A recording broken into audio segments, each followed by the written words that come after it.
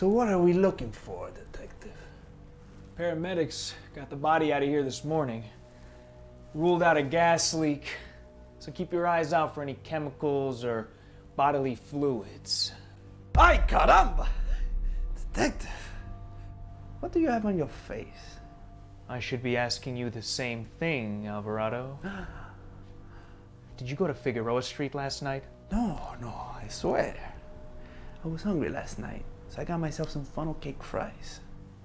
They really loaded that funnel cake up with powdered sugar, didn't they? What can I say, detective? I have a sweet tooth. What about you? Did you go to Figueroa Street last night? No. Had myself a cinnamon roll this morning.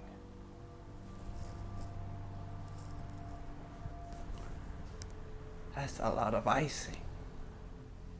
You're not the only one on the force with a sweet tooth. Let's keep looking. See what we can find. Yeah, let's.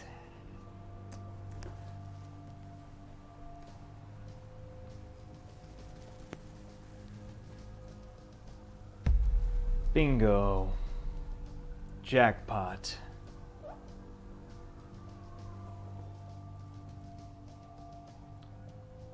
Looks like we found our golden ticket.